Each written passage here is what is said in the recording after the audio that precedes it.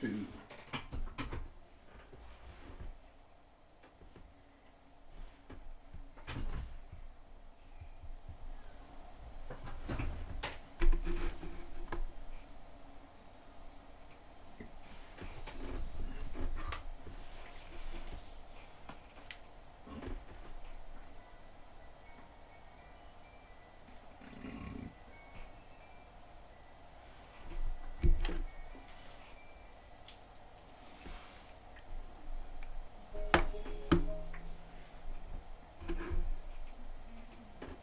Country's changing political dynamics. It's good to have you on the show, George. Tell us more about what's happening in Charleroi.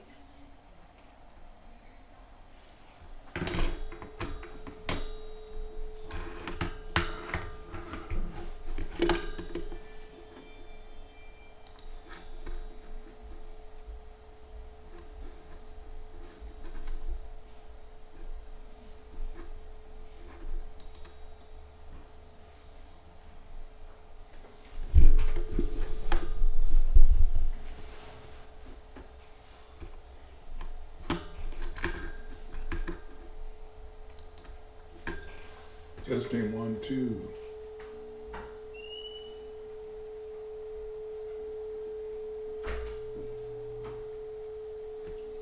Testing 1, 2.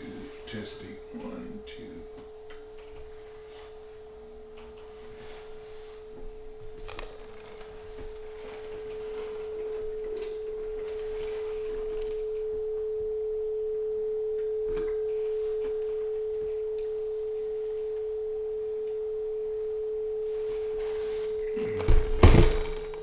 Testing 1, 2, testing 1, 2.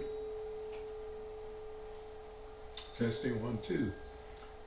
Well, hello, NBA fans. Welcome to Just My Opinion, Sports Talk with Big J, coming to you from Plainfield, Illinois. It's been quite a while since I've been on. Of course, the NBA season is just starting up, so kind of took a break. And seems like we got some things to, talk about. Season started Tuesday, I think it was, with Boston and the Knicks and the Lakers playing Minnesota.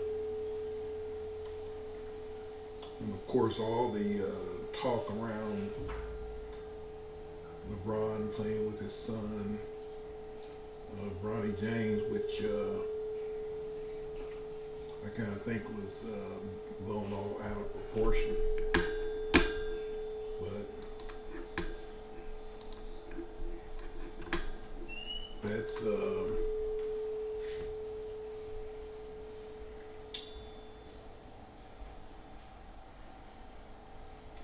that's the way it goes. So a couple of things to say about the Lakers, who's, of course, that's the team that I root for. I'm a LeBron James fan. And the Lakers made a change in coaching this past season, getting rid of Darvin Ham, hiring JJ Redick, which was a big surprise to everybody. And initially when I heard it, I felt that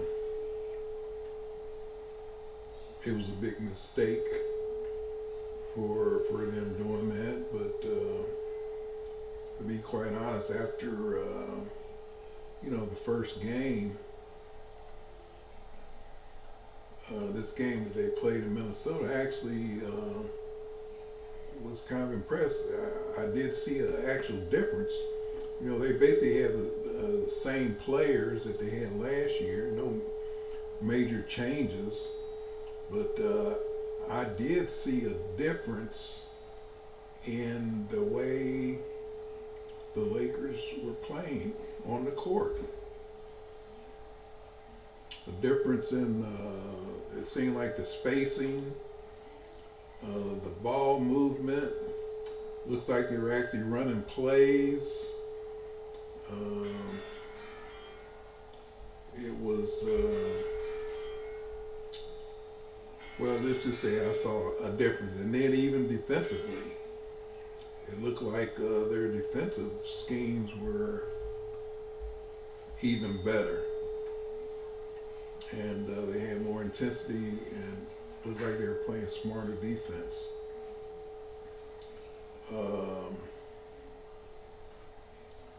And the other thing is they won even despite shooting horribly. You know, I looked at in terms of the probably everybody knows that the Lakers need shooters. And initially when I saw them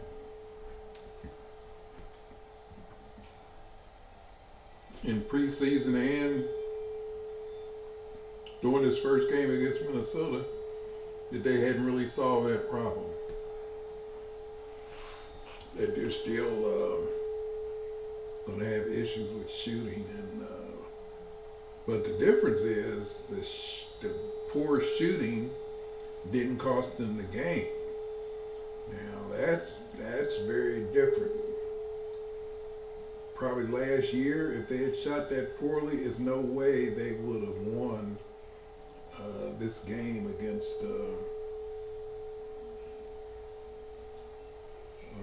Minnesota.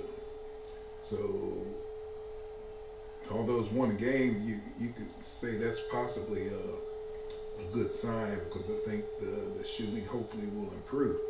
I think this Dalton Connect is going to be a difference maker, because he seems to be able to shoot the ball and get open. But I also think that he has the ability to do more than just shoot. He can put the ball on the floor. I'm hoping who's the guy, the little guy from that came over from the Heat. Can't remember his name for some reason, but anyway, he's came over as a shooter, and I think if he can get on his shooting game, there's going to be a difference, maker there. AD, of course, I was frustrated with his game against Minnesota, because he missed so many little short jump hooks and close in shots that he should have made. I think I read where somewhere he was like 3 of 12 from those shots, but he still ended up scoring 36 points. So maybe that'll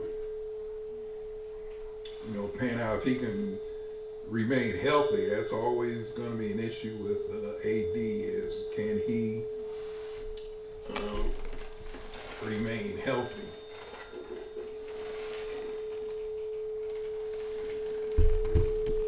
That's what we don't know. We'll have to see. So I'm expecting an exciting season. The whole issue with Bronny James playing, I think that's so blown out of proportion. I really don't see the big deal with that, trying to turn that into an event that's something other than what it actually was. I really don't see why that was such a big deal.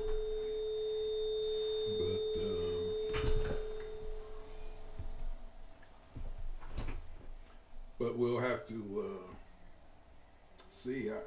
Looking at Bronny, I'm still do not think he is an NBA caliber player. I just don't think that he has the talent or the skills or the athleticism at his size to be able to play in the NBA. I think it's kind of sad.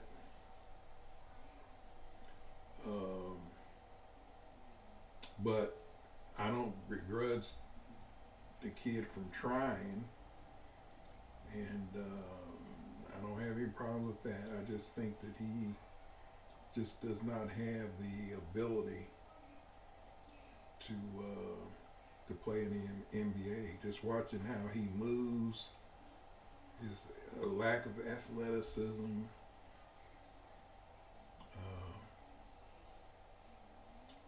I just don't think he's going to be good enough.